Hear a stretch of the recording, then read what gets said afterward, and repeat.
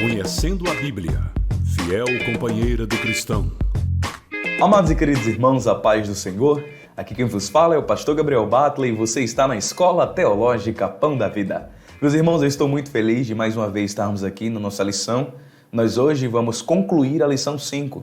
Na nossa aula passada nós fizemos a lição 5 até a metade dela. Nós encerramos na morte de Moisés e vamos continuar hoje na Era dos Juízes e a conquista de Canaã. Mas antes da gente continuar essa aula, se você não tiver orado, ore ao Senhor, peça que o Espírito Santo nos ajude nesse momento de aprendizado e fale tudo o que Ele deseja aos nossos corações. Para essa aula, mais uma vez você vai precisar da sua Bíblia, da sua apostila, uma caneta e preste muita atenção, tá certo, queridos? Deus abençoe a cada um de vocês. Então, a conquista de Canaã e os juízes é o nosso ponto 4, logo em seguida da morte de Moisés, que a gente encerrou na aula passada. O nosso próximo ponto é a conquista de Canaã e os juízes, aí na sua apostila. O primeiro ponto desse tópico é sob a liderança de Josué. Aí tem 7 anos, porque sob a liderança de Josué, eles levaram 7 anos para conseguir aniquilar parte dos inimigos, que aí você vai ver o desenrolar do livro de Josué. E no final de Josué, no capítulo 24, versículo 15, tem um versículo muito marcante, que eu acho que todo mundo já viu pregadores citando esse versículo, até mesmo campanhas com esse versículo. Preste atenção aí. Porém, se vos parece mal aos vossos olhos servir ao Senhor, escolhei hoje a quem servais, se aos deuses a quem serviram vossos pais, que estavam além do rio, ou aos deuses dos amorreus, em cuja terra habitais. Porém, eu e minha casa serviremos ao Senhor. Aqui Josué faz um discurso após a distribuição das terras que ele divide para o povo. Aqui nós vamos ver a partilha das terras e aí em seguida já entra o período dos juízes. E essas últimas palavras de Josué é uma exortação ao povo para que volte-se para o Senhor e o sirva, para que tomem posse da terra prometida, mas continuem servindo ao Senhor. E a gente vai ver já já qual foi esse desenrolar. Lá em Juízes, capítulo número 1, versículo 28, a gente vai ver como se sucedeu essas coisas. Juízes 1, 28, leia aí comigo, por favor, para você ver o que aconteceu logo em seguida.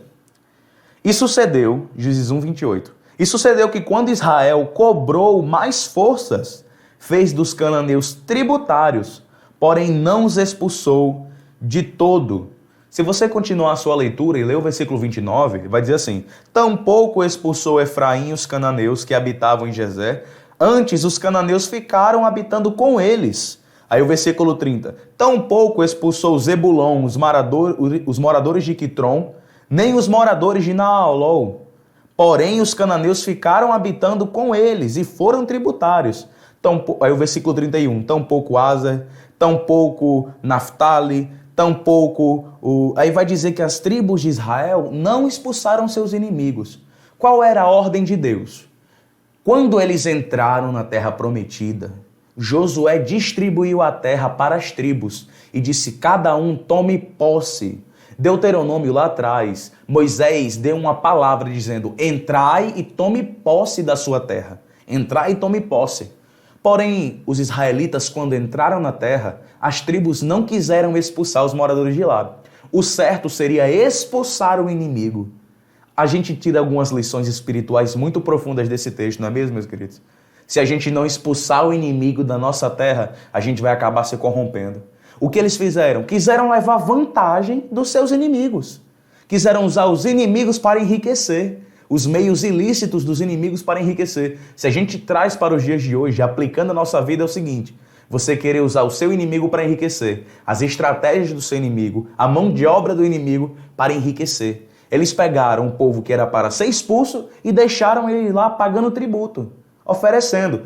Os inimigos disseram o seguinte, tanto os cananeus como aqueles que habitavam já na terra, porque quando eles voltaram para a terra prometida estava habitada, né? Ele não estava vazia a terra, estava habitada. E eles disseram: não nos expulse, a gente fica sendo vossos escravos, vossos servos. Eles concordaram com isso. E isso é claramente um erro, uma falha. O povo de Deus não pode habitar com seu inimigo. O justo não pode estar consentindo com as obras do ímpio de maneira nenhuma.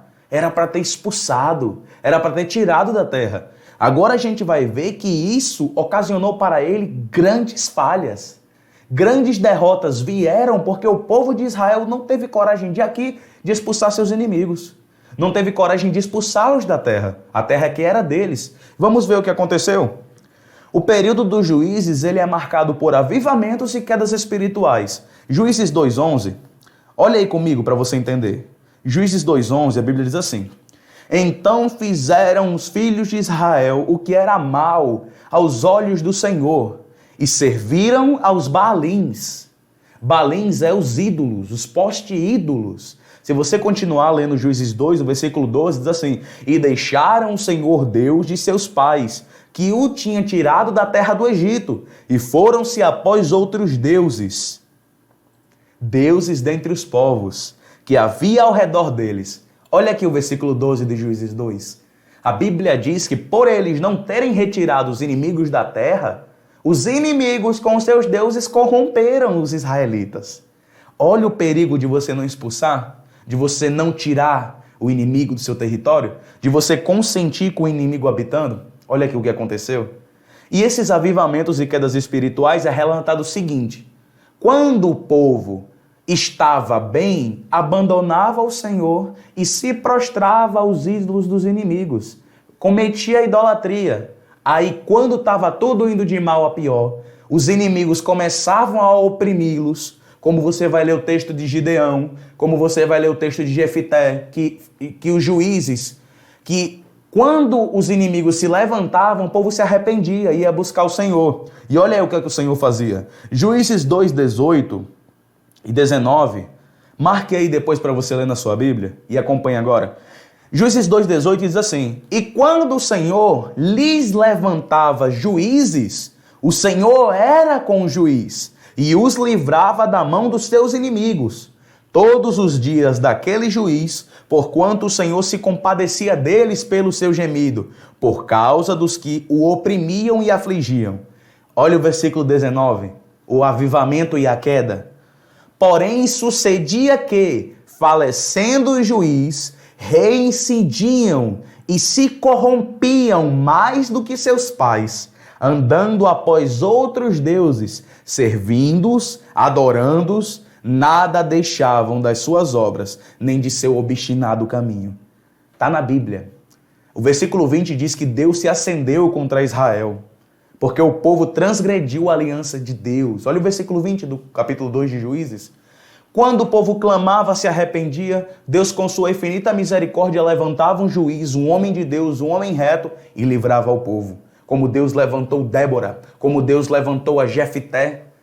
Porém, quando o juiz morria, o povo voltava a se prostituir, a idolatria, voltava a perverter a sua adoração, a desviar a adoração de Deus para os Baalins, para os deuses dos cananeus, os deuses dos seus inimigos, dos jebuseus, e de tantos outros que habitavam aquela terra, porque eles não haviam expulsado. Olha só. E nesse avivamento e nessa queda, vão se desenrolando os juízes. Outro ponto bastante importante que eu quero levantar para vocês, antes da gente ir para o período monárquico, que é o período dos reis, foi que Ruth, Noemi e Boaz, a história de Ruth, relatada no livro de Ruth, aconteceu aqui no período dos juízes. Enquanto estava na época dos juízes, a história de Ruth, de Noemi, de Boaz, aquele que a gente gosta da história de Ruth, com uma história belíssima, aconteceu nesse período. Olha só Ruth capítulo 1, para você ver. É o próximo livro depois dos juízes. Ruth capítulo 1, versículo 1 diz assim: E sucedeu que no dia em que os juízes julgavam, houve uma fome na terra. Por isso, um homem de Belém, de Judá, saiu a peregrinar nos campos de Moabe, e ele, sua mulher e seus 2 filhos. E era o nome deste, olha só, se a gente continuar lendo a história, o nome deste era Elimeleque, da sua esposa Noemi, os seus 2 filhos Malom e Quilom, Efrateus, Belém de Judá, e chegaram aos campos de Moabe. Vocês já conhecem a história, se não tiverem ouvido. Eu não quero me ater à história de Ruth para a gente não fugir um pouquinho da proposta dessa lição, mas depois leia Ruth, são só alguns capítulos, você rapidinho lê e conhece a história. O importante do livro de Ruth é o seguinte, algumas lições importantes. Mesmo quando o deserto chegar na nossa vida, e tiver períodos de seca, a gente não deve recorrer ao terreno do inimigo. A lição mais importante que a gente tira do livro de Ruth é o seguinte: quando a fome chegou, quando houve seca, eles recorreram. A família de Noemi, Elimeleque, que era o pai dessa família, que exercia autoridade, a sua esposa e seus 2 filhos, Quilom e Malom, no momento em que deu a seca, que deu a fome, correram. No momento em que deu a seca, deu a fome, eles correram para a terra do inimigo, as terras de Moabe, tá certo? Olha só que coisa interessante. A gente não deve jamais fazer isso. Pode estar ruim do jeito que for, pode estar difícil, mas a gente jamais deve recorrer ao terreno do inimigo. Jamais, jamais. Outra coisa importante, que Boaz, ele era bisavô do rei Davi. Boaz é bisavô do rei Davi. A sua esposa, a esposa de Boaz, que é Ruth, Boaz é uma tipologia de Cristo, que foi o redentor de Ruth, que era a moabita. Foi ele que salvou Ruth e a sua sogra. Ele é uma tipologia de Cristo. Que é uma tipologia? As suas características são compatíveis com a de Cristo. Ele é um tipo de Cristo. Boaz é como se fosse uma pessoa de Cristo no contexto de Ruth. Porque ele salvou a Ruth, redimiu a Ruth e casou com ela. Entendem? Tirou Ruth da fome, da miséria. Então Boaz é uma tipologia de Cristo. E Boaz é bisavô de Davi. Davi tem descendência moabita. Ele é de descendência moabita. Olha só que coisa interessante. E Boaz, ele gerou a Obed, Obed gerou a Jessé, Jessé gerou a Davi. Ele era bisavô do rei Davi, tá certo? Foi nesse contexto aí que tem a história de Ruth, de Noemi e de Boaz. Depois vocês leem e se aprofundam um pouco mais. O nosso último ponto aí da época dos juízes foi Samuel, o último juiz. Primeiro livro de Samuel, capítulo 8, diz assim, ó. Primeiro livro de Samuel, capítulo 8, versículo 1, diz assim: E sucedeu que, tendo Samuel envelhecido, constituiu os seus filhos por juízes sobre Israel. E o nome do seu primogênito era Joel, e o nome do segundo era Abia, e foram juízes em Berseba. Porém, os seus filhos não andaram pelos caminhos dele, antes se inclinaram à avareza, e aceitaram suborno, e perverteram o direito. Então todos os anciãos de Israel se congregaram e vieram a Samuel em Ramá, e disseram-lhe: Eis que já estás velho, e os teus filhos não andam pelos teus caminhos. Constitui-nos, pois, agora um rei sobre nós, para que ele nos julgue, como o tem todas as nações. Os anciãos de Israel, que eram quem tomava, era eles quem tomavam as decisões, se reuniram em conselho com Samuel e pediram um rei. E aqui a gente vai entrar no período monárquico. Monárquico significa o período dos reis, período da monarquia. A gente sai do tipo de governo dos juízes, que eram homens levantados em setores para governar, e agora a nação toda se une e elege um rei. Nós temos uma mudança de governo aqui, tá certo? O número 5 aí da sua apostila vai relatar o período monárquico. E esse período monárquico aqui que eu quero relatar para vocês, eu quero trabalhar 3 reis somente. Porque a partir do próximo rei, depois de Salomão, vamos ter o reino dividido.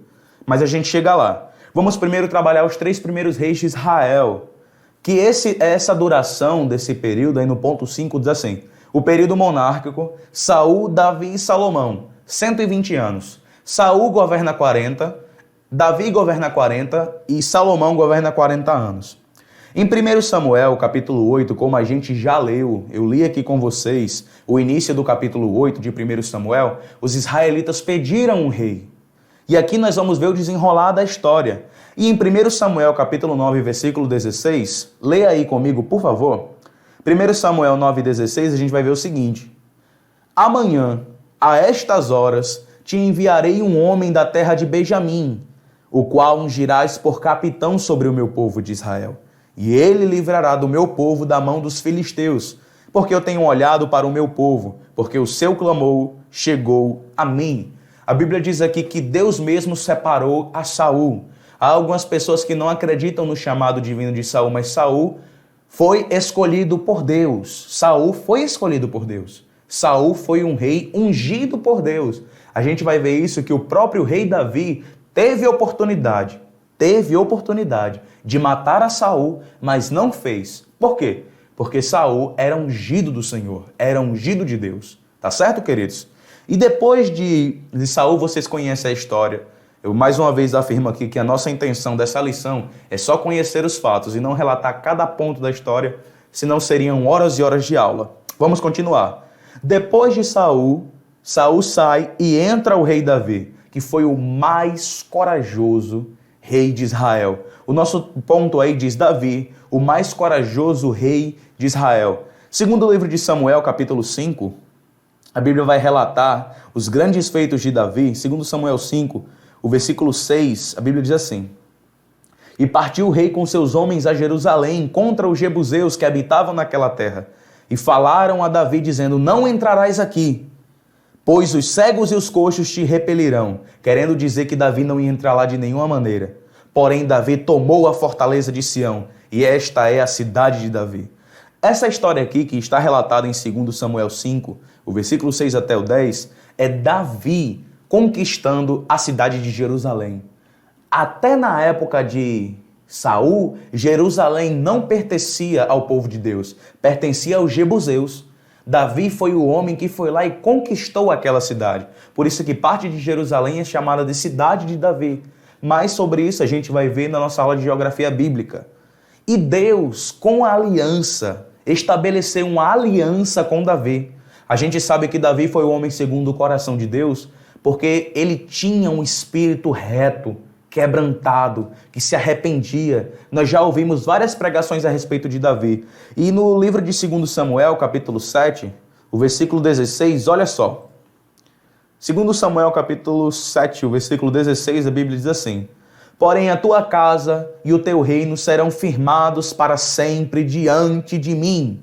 O teu trono será firme para sempre. Essa palavra aqui foi a palavra do profeta Natã, que Deus deu a Natã para dizer a Davi.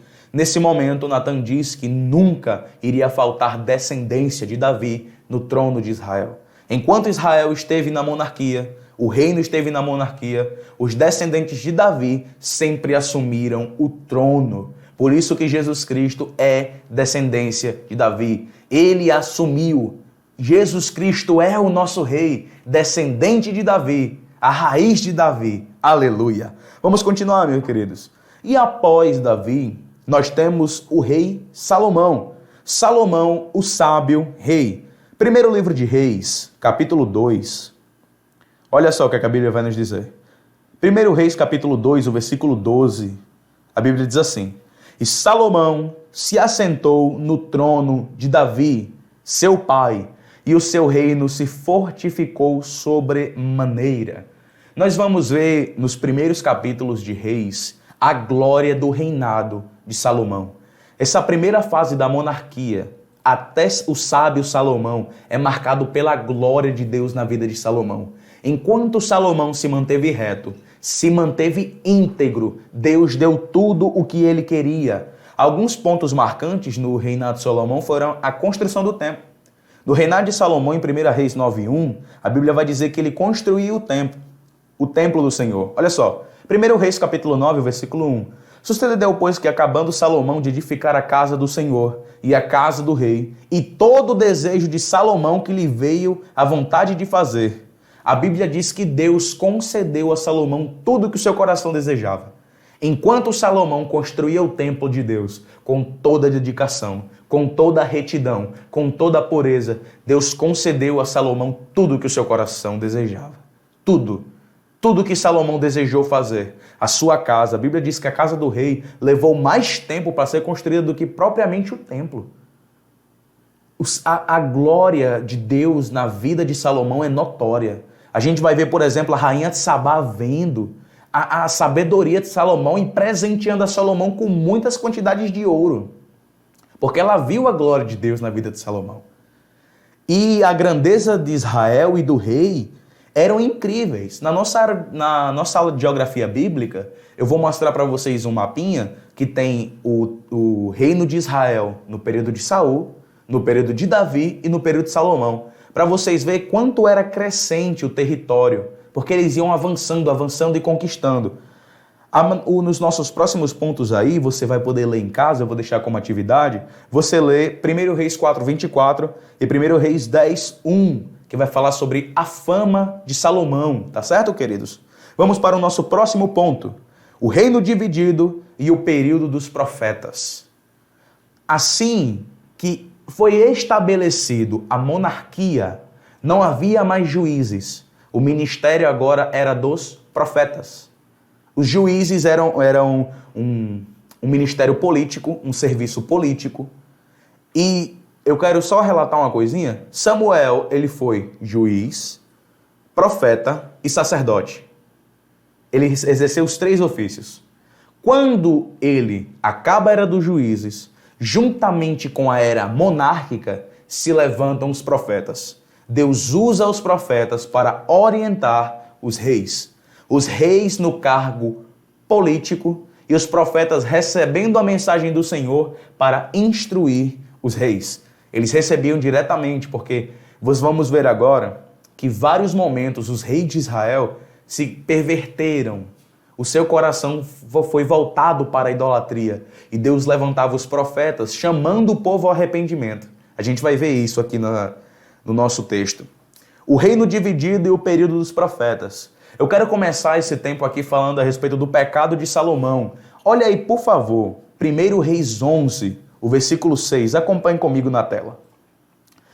Assim fez Salomão o que parecia mal aos olhos do Senhor e não perseverou em seguir ao Senhor, como Davi, seu pai. A gente vai ver aqui no desenrolar do capítulo 11 as consequências do pecado, o pecado de Salomão e as consequências desse pecado. A gente vai ver aqui, leia depois no capítulo 11, para você ver o que Deus disse a Salomão. Deus falou que iria tirar o reinado de Salomão. A gente vai ver isso na continuação. Se você depois fica como dever de casa para você ler o capítulo 11 de 1 Reis.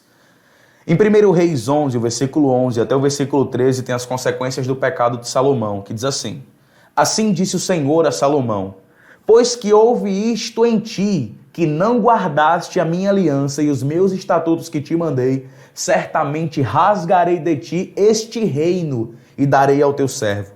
Todavia, nos teus dias não farei, por amor a Davi teu pai. Da mão do teu filho eu rasgarei. Porém, todo o reino não rasgarei. Uma tribo darei ao teu filho, por amor de meu servo Davi, e por amor a Jerusalém, quem tenho escolhido. Deus disse o seguinte: o reino iria ser dividido. Algumas tribos iriam ser tiradas do governo de Salomão, do seu filho, melhor dizendo. Deus, ele por amor a Davi, o pai de Salomão, não tirou e não destruiu o governo nos dias de Salomão. Fez isso com o seu filho. E a gente vai ver isso agora. O reino dividido e a tolice de Roboão. 1 Reis 12, o versículo 6 e o versículo 7, o que é que acontece? Você vai ler aí comigo. Salomão morre e o seu filho, Roboão, assume. Roboão, quando ele assume, o conselho dos anciãos, isso está no 1 Reis 12, como está aí na sua apostila. 1 Reis 12, o versículo 6 e o versículo 7. O conselho dos anciãos vieram pedir a ele que abaixasse a carga tributária, que eram os impostos, que ele abaixasse.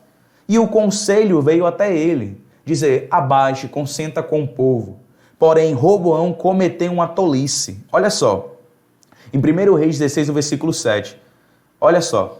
E ele lhes falaram dizendo: se hoje fores servo deste povo e servires, respondendo-lhe lhe farás boas estas palavras. Todos os dias serão teus servos.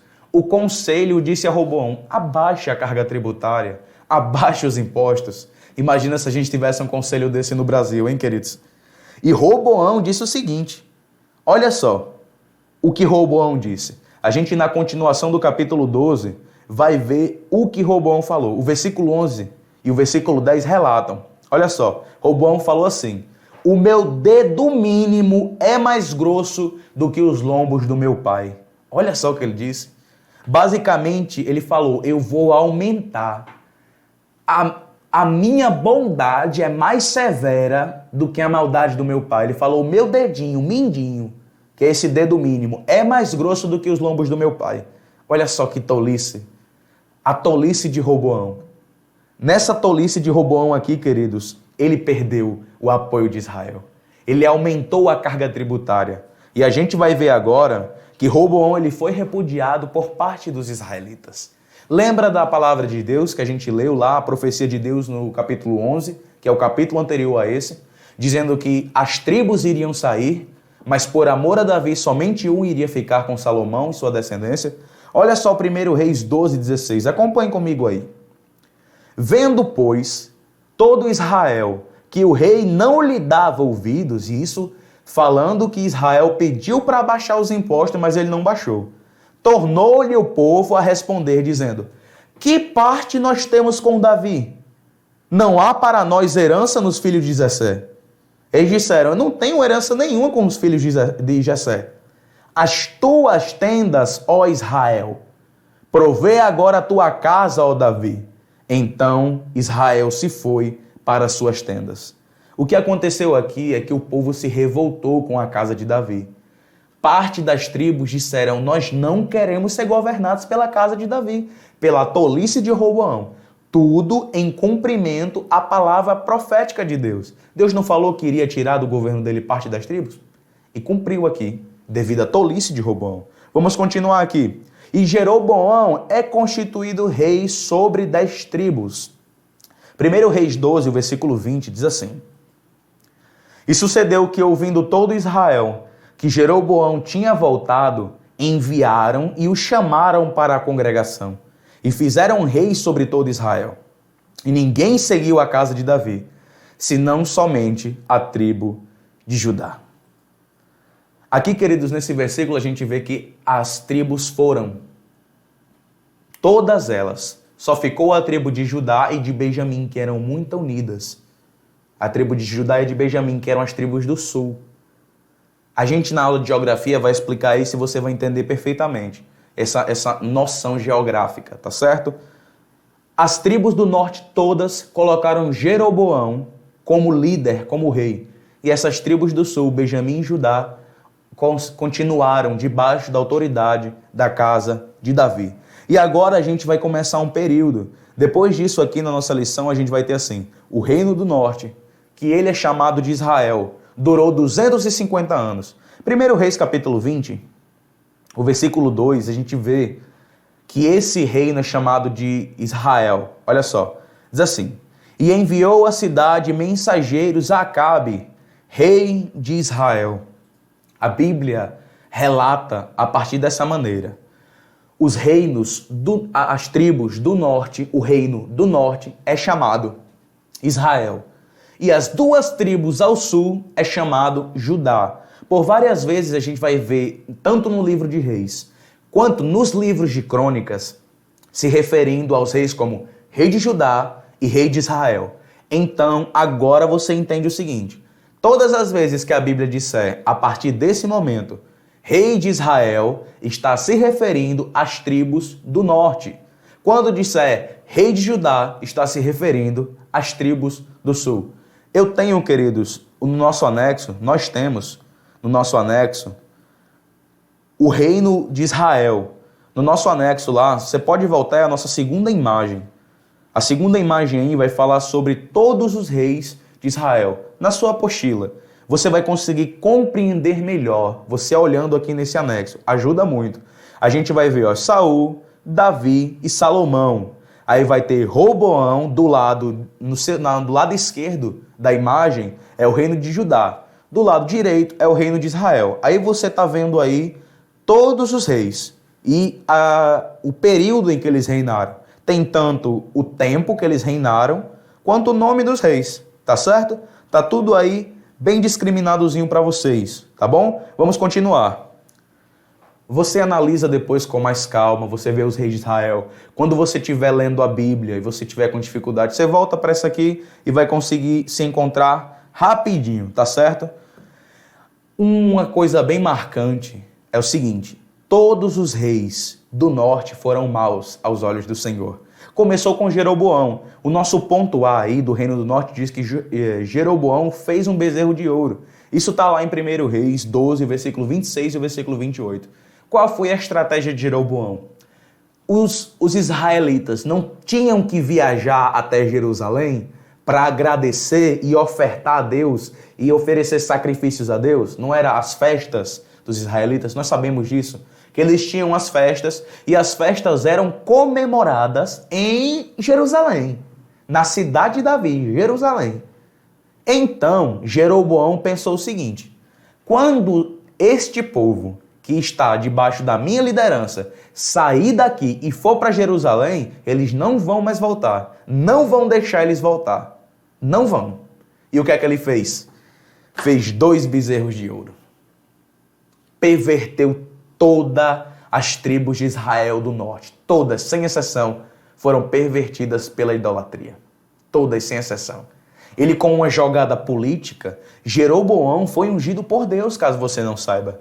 No capítulo 11, Deus tinha prometido a Jeroboão que iria desfazê-lo rei. Deus tinha prometido a Jeroboão. Porém, Jeroboão, com medo de perder, olha só, quantas vezes a gente não tem medo de perder aquilo que Deus nos deu? E ele, com este medo, colocou todas as tribos na idolatria. As 10 tribos que estavam sob a sua liderança foram adorar o bezerro. Ele colocou ali no versículo 26 e no versículo 28, vai nos narrar onde ele colocou. Olha só, 1 Reis, está aí na sua apostila a referência. 1 Reis capítulo 12, o versículo 26, vai mostrar o que Jeroboão fez. Jeroboão, no versículo 25, ele edificou a Siquém, no monte de Efraim, e habitou ali. E no versículo 26 diz assim: e disse Jeroboão no seu coração: agora tornará o reino à casa de Davi, se o povo voltar para lá para adorar.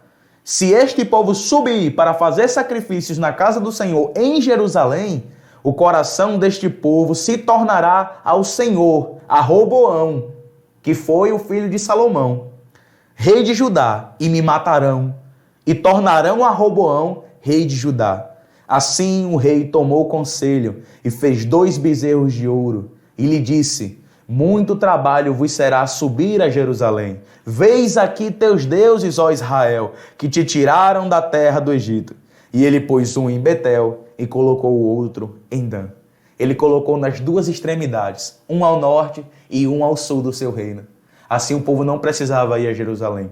A partir de agora, o destino das tribos do norte estava selado. Todos os reis do norte foram maus, sem exceção. Se você pegar, por exemplo, o 1 Reis, capítulo 16, que está aí na sua apostila, diz o seguinte, no versículo 33, falando a respeito de Acabe. Também Acabe fez um ídolo, de modo que Acabe fez muito mais para irritar ao Senhor, Deus de Israel, do que todos os reis de Israel que foram antes dele. Todos os reis de Israel, o reino do norte, foram maus. Todos. O fim do reino do norte é o seguinte: eles foram destruídos pela Assíria. Isaías profetizou, leia os primeiros capítulos de Isaías. Isaías, ele faz a profecia contra o reino do norte. Isaías, dizendo que o reino do norte seria tomado pela Assíria. Se você ler os primeiros capítulos de Isaías, você vai ver essa profecia e o cumprimento. E segundo Reis, capítulo 17, versículos 5 e 6, mostram essa destruição. E mais à frente, Samaria, que era a capital do reino do norte, foi tomada por gentios. Desde aqui já havia rivalidade entre os judeus e os samaritanos, porque Samaria não era mais povo de Israel, foi tomada pelos gentios, foi tomada pelos assírios. Eles levaram os reis, o rei da Síria levou todo o povo de Israel cativo para a Síria e trouxe o povo da Síria para habitar lá. E quando eles voltaram, quando eles retornaram, houve uma mistura, uma miscigenação. E aí é tão difícil saber se eles são israelitas ou não. Daqui surge o preconceito do judeu contra o samaritano. Vamos continuar, queridos. O reino do sul, chamado de Judá. Segundo o livro de Crônicas, capítulo 19, eu quero ler com vocês o versículo de número 1 para a gente ver que o reino do sul é chamado de Judá. Segundo o livro de Crônicas, capítulo 19, o versículo 1 diz assim: E Jeosafá, rei de Judá, voltou em paz à sua casa em Jerusalém. O reino do sul, como eu já disse a você, ele é chamado de Judá. Tanto quem reina, ele é chamado rei de Judá, não rei de Israel, tá certo? Aqui eu deixei algumas referências para você ler depois, posteriormente, que alguns reis foram bons, outros não. Quando eu digo foram bons, não é que ele dava esmolinha nessas coisas, não. É que ele servia ao Senhor com retidão, como foi Ezequias, como foi Josias, que apregou a reforma, fez a reforma. Alguns reis do sul foram bons, outros não, como é o caso de Manassés, que fez os filhos dele passar no fogo. Então, alguns foram bons, outros não foram. O reino do sul ele é marcado pela inconstância espiritual e falsos arrependimentos. Quando o rei era bom, assumia, o povo todo se voltava para Deus e eles venciam. Há um relato, por exemplo, lá em Isaías, quando a Síria veio e o rei Ezequias se prostrou em oração ao Senhor e Deus os livrou da mão de Senaqueribe. Você já viu essa história, está lá narrada em Isaías e também em Crônicas. O problema é que o outro rei não seguia os passos do pai. E o que acontecia? O povo ia novamente, o povo caía novamente e pecava com a idolatria. Eles eram marcados por um falso arrependimento, se arrependiam, choravam, mas não tinha a conversão real no coração. Por isso voltavam para a idolatria. E Deus estava cansado disso. E a queda foi profetizada por Jeremias. Jeremias 25, versículo 11 e versículo 12, prova na Bíblia a queda do reino de Judá. Por quê? Por causa da idolatria. Deus estava enojado da nação de Judá.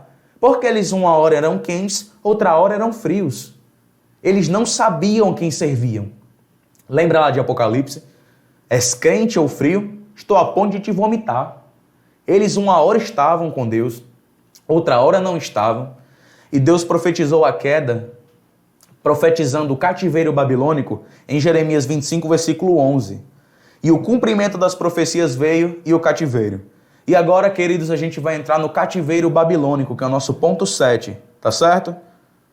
Olha só. O cativeiro babilônico é o nosso ponto 7. Ele durou 70 anos. 70 anos foi o cativeiro babilônico. Daniel 9, o versículo 2, mostra na Bíblia que Daniel também falou que também interpretou os 70 anos.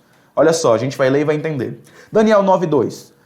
No primeiro ano do seu reinado, eu, Daniel, entendi pelos livros que o número dos anos de que falara o Senhor ao profeta Jeremias, em que haviam de cumprir-se as desolações de Jerusalém, era de 70 anos.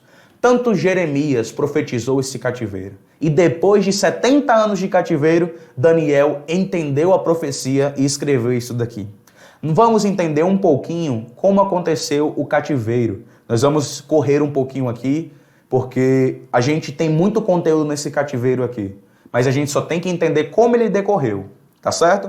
O cativeiro ele aconteceu em 3 levas. O que são levas, pastor? Eles vinham, levavam uma parte do povo. Eles vinham, faziam mais uma destruição. Aconteceu a destruição de Jerusalém e do reino de Judá, aconteceu em 3 etapas, e aí a gente vai ver. O cativeiro aconteceu em 3 levas. A primeira leva foi dos príncipes de Judá. A primeira vez que Nabucodonosor, rei da Babilônia, veio, ele levou os príncipes de Judá em 605 a.C. Olha aí na sua Bíblia, por favor. Segundo livro de Crônicas, capítulo número 36. Segundo livro de Crônicas 36, o versículo 6. Olha só. Segundo livro de Crônicas 36, 6. Subiu, pois, contra ele Nabucodonosor, rei da Babilônia, e o amarrou com candeias para levar para a Babilônia. Aí o versículo 7 diz assim: também alguns dos vasos da casa do Senhor levou Nabucodonosor para a Babilônia e pô-los no seu templo na Babilônia. E aí vai dizer que ele levou, se a gente continuar lá no capítulo 36, os príncipes de Israel. Nessa primeira leva aqui que foi levado Daniel. Daniel, ele fazia parte dos príncipes de Israel, de Judá, fazia parte dos príncipes de Judá, e ele é levado para a Babilônia nessa primeira leva. Na segunda leva, ela acontece em 2 Reis, capítulo 24, o versículo 11 até o 14, no ano 597 a.C.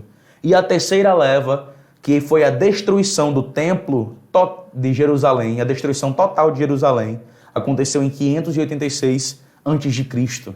e está narrado em Jeremias 52. Se você quiser entender como foi, o que aconteceu, o que Nabucodonosor fez, leia Jeremias 52. Após esse capítulo de Jeremias 52, toda essa destruição, Jeremias escreve o livro das Lamentações.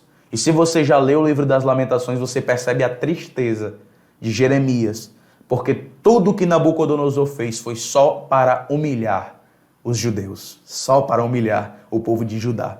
Destruiu completamente Jerusalém.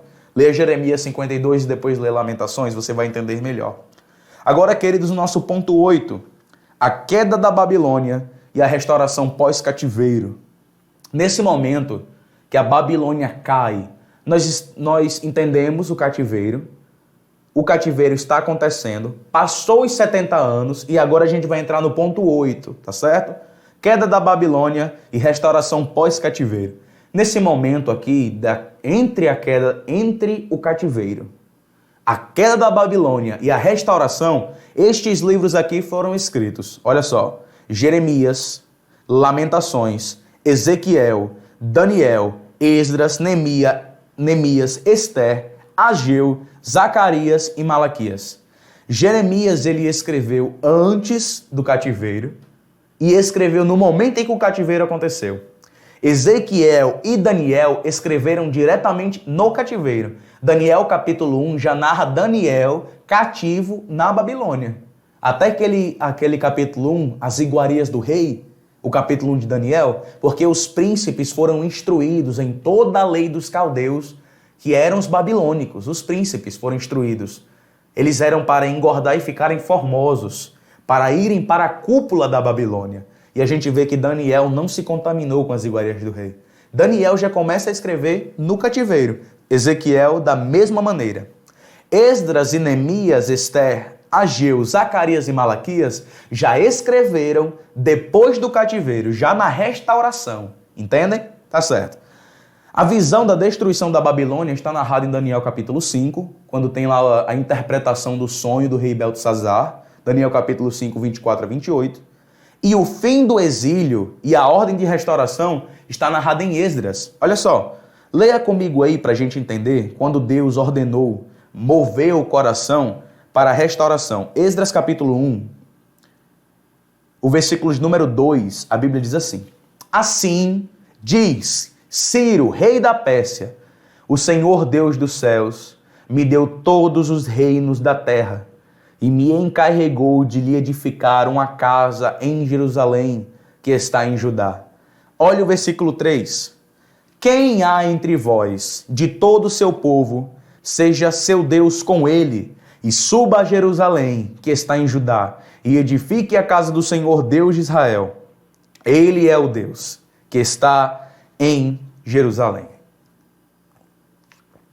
A Bíblia vai dizer aqui que os chefes se levantaram, se você continuar lendo o livro de Esdras, os chefes se levantaram para retornar a Jerusalém.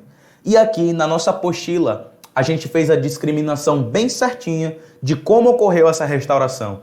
Ela também ocorreu em 3 etapas. Assim como as levas para a Babilônia foram 3, os momentos de restauração, quando eles estavam retornando, também foram em 3 fases. A primeira foi no ano 536 a.C., com Zorobabel. Zorobabel e Josué iniciaram a reconstrução do templo. E os profetas daqui foram Ageu e Zacarias. Você pode ler isso aí em Esdras 3:2. Depois você lê. A gente vai ver aqui até aquela profecia de Ageu, dizendo o seguinte, que eles estavam como os sacos furados, porque o povo, quando retornou para construir o templo, estava mais interessado em construir as suas casas do que construir a casa de Deus. Leia Ageu que você vai entender isso aqui plenamente, tá certo? Ageu vai profetizar para o povo voltar-se e construir o templo, porque o povo não estava interessado. Eles voltaram do cativeiro, eles queriam fazer as suas próprias casas. E Ageu e Zacarias chamam eles para trabalhar no templo. Em 457, Esdras sai da Pérsia com a missão de adornar o templo, deixar o templo mais formoso em Jerusalém. E o último, em 445, Neemias tem a missão da reconstrução dos muros de Jerusalém. Você vai ver isso em Neemias capítulo 2, o versículo 5. Olha só, Neemias 2, o versículo 5. Que interessante. Leia comigo. E disse ao rei, isso Neemias falando, e disse ao rei, se é do agrado do rei, e se o teu servo é aceito em tua presença, peço-te que me envies a Judá, a cidade do sepulcro de meus pais, para que eu a reedifique.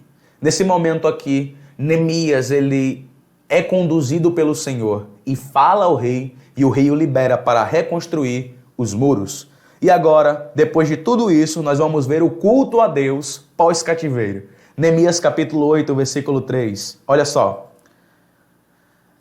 Neemias 8, 3.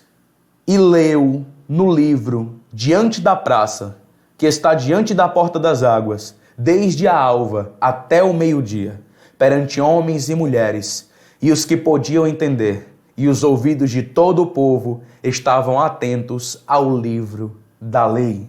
Neemias 8 vai dizer que quando eles terminaram a reconstrução, quando eles terminaram o processo, eles prestaram um grande culto ao Senhor. E Esdras, que era o sacerdote, foi convidado para pregar a palavra de Deus para todos. E os ouvidos do povo foram abertos para a palavra do Senhor. O cativeiro babilônico teve algumas bênçãos, e a gente vai ver isso agora. Os benefícios do cativeiro babilônico começam assim. A idolatria foi abolida de Israel. Desde essa época aqui até hoje, em pleno 2020, ou o ano que você estiver assistindo essa videoaula, a idolatria foi retirada de Israel. Foi retirada. Judeu não se prostra a ídolo, não. Hoje você não consegue fazer um judeu adorar a nada senão ao seu Deus. Não consegue. Porque eles tiveram seu caráter curado com o cativeiro. O cativeiro sarou os judeus da idolatria. Outra bênção, a lei de Moisés foi verdadeiramente respeitada. Antes, eles não estavam nem aí para a lei de Moisés, nem ligavam. Mas agora, depois do cativeiro, meu irmão, a história é outra, viu? Eles começaram a zelar verdadeiramente pela lei. Outra coisa, o estudo da lei foi aprofundado e estimado. Nesse momento aqui, todo mundo queria aprender a lei do Senhor. Os pais começavam a pagar para os filhos estudarem. Daí surgiram as escolas, para o pessoal estudar a lei do Senhor. A escola foi restabelecida aqui, para estudar a lei do Senhor. E todo mundo tinha uma grande estima por quem sabia a palavra de Deus. Outra coisa, o renovo da esperança messiânica. Lembra que Isaías profetizou a respeito do Messias? Lembra que Zacarias profetizou? Lembra que Davi profetizou a respeito do Messias? Essas profecias foram esquecidas. Porém, eles tiveram renovo espiritual e almejaram a vinda do Messias. E por último, o sentimento de pátria foi restabelecido. E eu deixo para a sua leitura o Salmo 126. Você vai ler no Salmo 126 que quando eles voltaram, eles estavam como os que sonham. Amém? Leia o Salmo 126 quando você terminar esta aula. Assim, queridos, encerra o processo de restauração. O processo de restauração do povo de Israel. Agora eu chamo de Israel e Judá. Estou me referindo ao povo hebreu. Pós-cativeiro babilônico, eles retornaram. Entendemos a restauração. E assim se encerra a produção do Antigo Testamento. Agora nós vamos entrar na nossa última parte da nossa aula. A última parte da nossa aula, que é o período interbíblico. Eu quero dizer para vocês o que é que a gente entendeu. Nós entendemos desde os juízes, passamos pela monarquia, nós vemos o reino dividido, vemos que o reino do norte foi destruído pela Assíria, vemos que o reino do sul foi cativo também por Nabucodonosor da Babilônia, foi cativo da Babilônia. O norte foi cativo da Síria. O sul, posteriormente, cativo da Babilônia. A restauração aconteceu. Os persas destruíram a Babilônia e assumem o governo do mundo. Os persas. O Ciro, o persa, Dário, o persa, Artaxerxes, todos esses nomes que você encontra em Esdras, que encontra em Neemias, que encontra em Daniel, são os reis da Pérsia, os medo-persas. Entendem isso? E eles destroem a Babilônia e dão ordem para os judeus voltarem. E quando eles voltam, a última produção foi Malaquias, já pós-cativeiro. Assim se encerra a cronologia bíblica do Antigo Testamento. Nós vamos agora para um período interbíblico, que é o capítulo 9. Entendemos a recapitulação? Se você está um pouco confuso, porque é muito conteúdo e eu entendo isso, pause um pouquinho, volte para a parte que você não entendeu, ou tire dúvidas conosco na nossa sala de aula virtual, tá certo? Estamos aqui para te ajudar. Quando a gente tem a última palavra profética dada a Malaquias, nós entramos no período interbíblico, que é o silêncio profético. O período interbíblico ele toma início, a sua duração é 400 anos, como está aí na nossa apostila. Eu não sei se você já ouviu falar desse período. Ele é chamado de interbíblico ou intertestamentário, que é o período entre o Antigo Testamento e o Novo Testamento. Foram 400 anos. Esse período se inicia no final do ministério de Malaquias. Está aí na sua apostila. E eu quero que vocês prestem muita atenção, porque esse período ele é marcado por várias mudanças políticas. Nesse período aqui, não teve nenhuma produção bíblica pelo Espírito Santo. Nenhuma. É um período em que Deus se calou. É o período de silêncio de Deus. 400 anos e Deus não disse uma palavra profética. Deus não levantou um profeta nesses 400 anos. E vamos entender o que aconteceu. A gente tem que entender o que aconteceu nesse período interbíblico para nós estarmos preparados para compreender o Novo Testamento. Isso aqui é um nível histórico, por isso que não tem referências bíblicas, porque nenhum conteúdo bíblico foi produzido nesse período, mas nós precisamos entendê-lo, tá certo? Olha aí para a sua apostila. Esse período ocorreram várias mudanças políticas na Palestina, várias mesmo. Lembra que a restauração, quando ocorreu a restauração, foi sob o governo dos persas, dos medo-persas. Esse governo dos medo-persas durou aproximadamente 200 anos. E foi até 330 a.C. A Grécia ganhou força através de Alexandre o Grande. E eles venceram completamente os persas. Eles venceram e agora, olha só, para você entender. Teve a Babilônia, que era conduzida por Nabucodonosor, foi vencida pelos persas e agora a Grécia vence os persas. E a Grécia agora é o novo império mundial, é a Grécia. E aqui nós vamos ter que a Grécia, o seu governo durou aproximadamente 150 anos. Está aí na sua apostila, confira comigo. E esse governo foi até 167 a.C. Só que dentro do governo da Grécia, várias mudanças aconteceram. Por quê? Porque Alexandre o Grande ele faleceu nos 9 primeiros anos. E quando Alexandre o Grande falece, acontecem várias instabilidades em todo o governo. Mas alguns pontos vale ressaltar. Na nossa apostila tem assim: cultura helenista, o grego é língua oficial.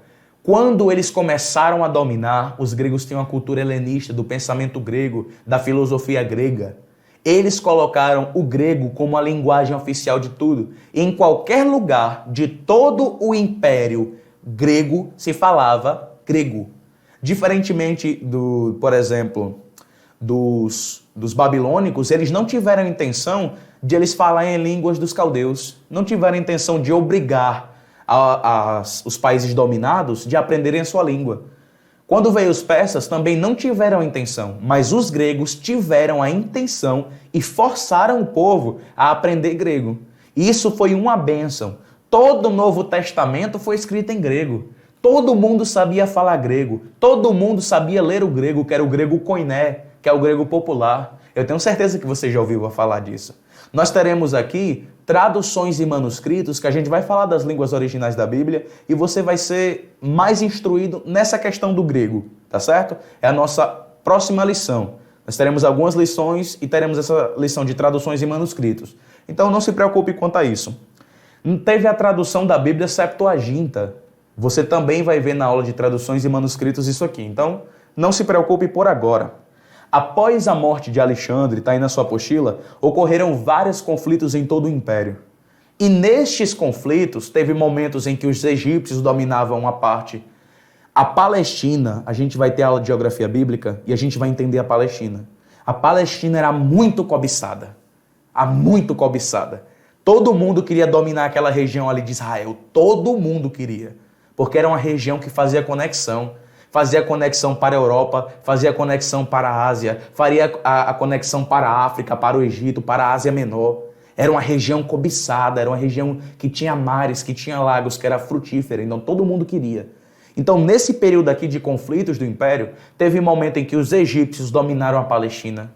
Teve momento em que os sírios assumiram a Palestina. Então foi um período muito conturbado, politicamente falando, para Israel, nesses 400 anos que se desenrolaram no período interbíblico. E nesse período surgiram várias seitas, que está aí na sua apostila. Seitas que eu falo são organizações. Nós entendemos seitas heréticas, que são seitas falsas contra a palavra de Deus. Mas a palavra seita significa separação. É um grupo que tem as mesmas opiniões, eles dividem opiniões iguais. Eu, por exemplo, penso junto com você e nós formamos um grupo de pessoas que pensam como nós. Somos uma seita. E nessa época foi nessa época aqui que surgiu a seita dos fariseus. No período interbíblico foi que surgiu a seita dos fariseus. Olha só, fariseu significa separados. Começou como um movimento que buscava a santidade ao Senhor e a pureza do culto. Porém, eles foram consumidos pela religiosidade. Eles começaram com a intenção ótima. Os fariseus começaram com a intenção ótima. Mas a arrogância de sua santidade perverteu todos eles. Por isso que Cristo os condenou tanto. Porque eles tinham orgulho de ser fariseus. E a gente sabe que a nossa fé não é assim. A gente não se orgulha da nossa santidade. Outra seita, os saduceus, significa justos. Eles eram os aristocratas da época. Eles eram os adeptos da cultura helenista. Outra seita, os essênios, significa piedosos. Eles eram uma ordem monástica, uma irmandade, que cria no advento do Messias. Na lição de traduções e manuscritos, a gente vai ver os manuscritos do Mar Morto, que foram guardados pelos essênios. Aguarda essa lição, vai ser uma bênção. Olha só. E também nós temos os zelotes, que significa literalmente zeloso, que era um grupo de homens que defendiam a independência da região da Palestina de qualquer jugo. Eles adquiriram muita força no governo romano. Os zelotes, eles não queriam ser dominados por ninguém. A gente vai ver vários momentos, já no Novo Testamento com Jesus, os zelotes. A gente vai ver os zelotes agindo muito, porque eles queriam a qualquer custo a independência da Palestina. A Palestina era um barril de pólvora. Eles não queriam ser dominados por ninguém. A gente vai ver a instabilidade política no governo dos persas, a instabilidade política no governo dos gregos, a instabilidade política no governo dos romanos, que é o próximo governo depois desse. E aí, queridos, nós temos outro ponto muito importante. Aí na sua apostila tem Antíoco Epífanes. Esse cara aqui, meus irmãos, ele assumiu a Palestina de 175 até 167 a.C. Antíoco Epífanes, ele assumiu de 175 até 167 a.C. Como é antes de Cristo, a cronologia vai descendo. Eu sei que vocês entendem isso. E esse cara, meu irmão, ele é considerado por muitos estudiosos o anticristo do Antigo Testamento. Meu irmão, esse cara, ele era um persa, que ele assumiu a região da Palestina nesses anos, e ele decidiu exterminar os judeus. Ele queria qualquer maneira que os judeus adorassem aos deuses gregos. Nós sabemos que os gregos são politeístas. Ele tinha essa cultura grega e queria que os judeus... Ele queria acabar com a fé dos judeus a qualquer custo. E você vai ler que quando esse cara assume, ele começa a querer fazer cultos pagãos em Jerusalém. Eu tenho aqui, eu separei para vocês, eu tenho uma Bíblia minha, eu trouxe ela. Essa Bíblia aqui minha, ela tem os livros apócrifos. Ela tem um livro de Macabeus. Nesse contexto aqui vão surgir os Macabeus. Eu quero ler aqui alguns versículos desse livro apócrifo para vocês entenderem. Olhem só, por favor. Eu separei já aqui, já deixei separado. Eu vou ler primeiro Macabeus. Isso aqui, queridos, é só para nível histórico, tá certo? É para nível histórico. Foi por isso que eu não botei na apostila. Primeiro Macabeus, capítulo 1. Olha só. Versículo 44. Além disso, esse rei enviou aqui, esse Antíoco Epífanes, enviou por emissários a Jerusalém, a cidade de Judá, ordens escritas, para que todos adotassem os costumes estranhos de seus países e impedissem os holocaustos, o sacrifício e as libações no santuário. Ele profanou os sábados e as festas, contaminou o santuário e tudo que é santo.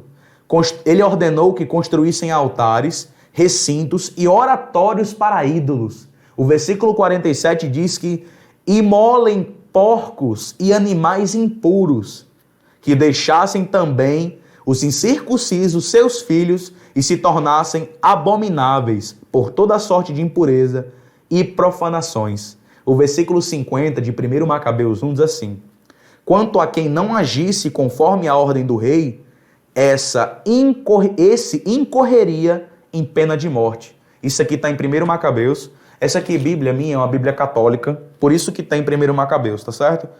Por que eu disse isso? Antíoco Epífanes, ele queria que os judeus sacrificassem porcos no altar. Meu irmão, se você conhece um pouquinho de cultura judaica, você sabe que os judeus, eles tinham um porco como animal imundo, a qualquer custo. Eles não queriam saber de porco de jeito nenhum. Inclusive, no Novo Testamento, nós temos um povo que é reprimido, um povo que ele é expulso da sociedade da Galileia, também da Judaica. Eles eram tido preconceito contra eles, que é o povo de Genezaré, que é o povo lá de Gadara, porque eles pastoreavam porcos. Eles tinham criação de porcos. E eles eram excluídos de todas as sociedades, porque o judeu considera porco imundo.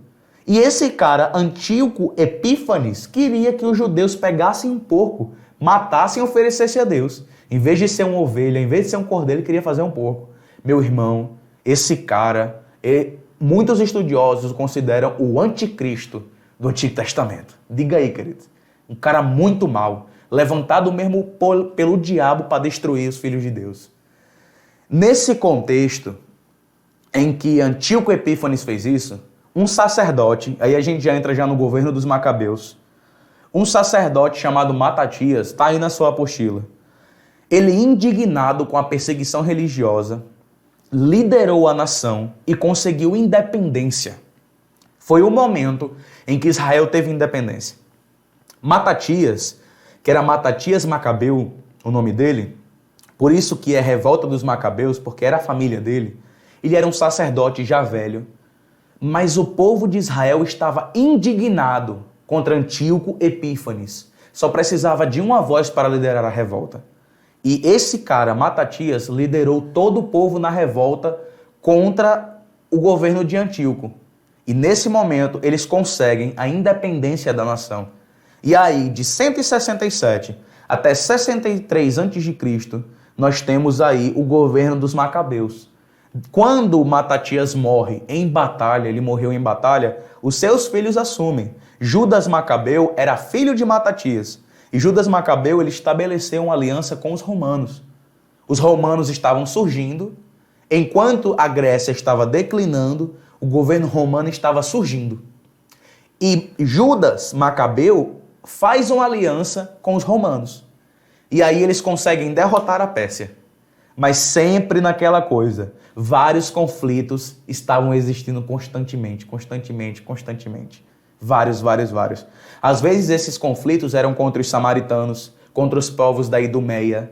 Se você está um pouquinho ainda perdido a respeito dos samaritanos da Idumeia, tem um anexo aí, eu quero que você olhe, agora nesse momento, é o nosso último anexo, na última folha dessa lição. Tem aí o nosso anexo, que tem aí o mapa. Você está vendo aí que tem Judeia, Idumeia, Pérea, Decápole, Golã, Galileia, Fenícia, Samaria, Nabateia. Isso aí, querido, eram as divisões da região da Palestina. Olha aí, por favor, e preste atenção nesse mapa. Esse governo dos Macabeus tinham rivalidades contra os samaritanos. Às vezes a gente acha que era a mesma coisa, mas não eram. Esses Macabeus, eles eram extremamente zelosos com a doutrina de Deus. Extremamente zelosos. Eles eram fariseus. Eram extremamente zelosos. E o povo da Idumeia não seguia isso aí. E muitas vezes tinha conflito. Os samaritanos não seguiam. Muitas vezes tinha conflito. O povo da Pérea não seguia. Muitas vezes tinha conflito. Então, esse período aqui, Esses 400 anos que Deus se calou, meu irmão, foi cada conflito, cada batalha mesmo, batalhas travadas, muito sangue derramado. Esses 400 anos de silêncio de Deus. Deus ele se calou durante 400 anos e os homens enlouqueceram. Essa é a minha conclusão a respeito do período interbíblico. E no final do governo dos Macabeus, Roma toma de conta. Os Macabeus eles perdem o poder, apesar da aliança, os romanos destituem os Macabeus e assumem a região da Palestina. Pastor Gabriel, por que você está falando todo esse conteúdo histórico quando a gente está estudando a Bíblia? Para vocês entenderem que aquela região era um barril de pólvora. Para vocês entenderem por que Judas queria que a todo custo que Jesus libertasse os judeus dos romanos, porque Judas era zelote. Meu irmão, isso aqui tudo aconteceu num período muito próximo à vinda de Jesus. Nos últimos anos, antes de Jesus nascer, nesses anos que antecediam, todos esses fatos estavam acontecendo.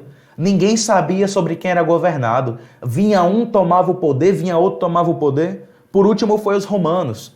Em 63 a.C., Hircano II começa a governar. Ele foi instituído pelos romanos e ele começa a guerrear na região da Palestina. Tem um cara que o nome dele é Antípater. Esse cara foi pai de Herodes o Grande. Herodes o Grande que ordenou a matança das crianças. Lembra lá que Jesus fugiu para o Egito? Preste atenção que você vai entender tudo agora. Em 63, Hircano II é estabelecido como governador de toda aquela região de Israel. Toda aquela região era governada por Hircano II. Só que um cara se levantou contra Hircano II, que era Antípater,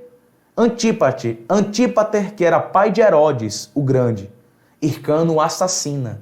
Olha só que cada golpe político, meu irmão, parece novela mexicana. Cada uns golpe político, um, mata outro.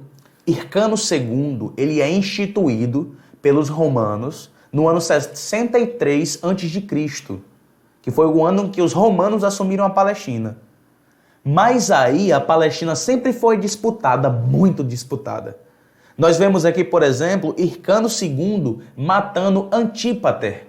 Esse Antípater é um personagem muito importante porque ele é pai de Herodes o Grande. Já eu vou falar sobre Herodes. Essa região sendo muito disputada, os persas ainda tinham força. E no ano 40 a.C., está aí na sua apostila, Antígono II. Antígono II, ele assume com os persas e tomam dos romanos a região da Palestina. Tinha sempre essa briga. Vinha sempre, nesses 400 anos, vinha os egípcios e tentavam tomar. Aí vinham os persas e tomavam. Aí veio os romanos e recapturavam. Então, queridos, é um período de muita instabilidade política. E agora, o que a gente entende? Nos últimos anos, essa tomada de Antígono II durou 3 anos. Ele conseguiu dominar aquela região da Palestina por 3 anos, do ano 40 até o ano 37 a.C. Está aí na sua apostila. Após 3 anos de governo persa, os romanos tomam de volta a Palestina e colocam Herodes o Grande, como governador-geral da Palestina. Foi estabelecido. E Herodes conseguiu saciar a sua sede de poder. Herodes sempre quis ser o governador da Palestina e agora ele consegue. A nossa apostila diz assim: Herodes era um péssimo homem. Ele assassinou parte de sua família, ele praticava o paganismo grego, ele era rejeitado pelos judeus. E agora, queridos, um ponto muito importante. Em uma tentativa de agradar os judeus, Herodes promove a reconstrução do Templo de Jerusalém, construção que durou mais de 40 anos, que foi do ano 19 a.C. até o ano 27 depois de Cristo. O que é que a gente entende com isso tudo aqui, queridos? Instabilidade política. Os nervos sempre à flor da pele. Herodes era rejeitado pelos judeus. E o que é que ele faz? Ele dá uma colher de chá. Ele diz que vão reconstruir o templo. Templo esse que foi conhecido pelo nosso rei Jesus. Jesus conheceu esse templo, o templo de Herodes. Isso aqui tudo aconteceu antes do advento do Messias, toda essa instabilidade. O último texto que tem aí na nossa apostila diz assim: os fatos do período interbíblico terminam com instabilidades políticas e homens com forte desejo de poder. nesse cenário tão manchado pelo pecado, surge o Messias. Em um período tão difícil, um período tão complicado, num período onde os nervos estavam mais à flor da pele, foi o período em que Jesus surgiu, pregando a mensagem de humildade, pregando uma mensagem de amor ao próximo, de amar ao inimigo. Quando a gente tem essa noção histórica, é mais fácil. A gente ama mais a mensagem de Cristo, não é verdade? Na nossa próxima aula, nós vamos ver a cronologia bíblica. Vamos ver a cronologia bíblica do Novo Testamento e a gente vai abordar um pouquinho mais a respeito disso. Mas nesse cenário tão complicado foi que Jesus veio. Jesus veio no momento em que Israel mais precisava de um líder cheio de amor, cheio de paz, cheio de humildade. Tá certo, queridos? Qualquer dúvida a respeito disso aqui, vocês podem nos contatar pela nossa sala virtual ou pelo nosso WhatsApp. Tá certo, queridos? Deus abençoe a vocês. Estamos às ordens. Até a próxima aula. Tchau, gente.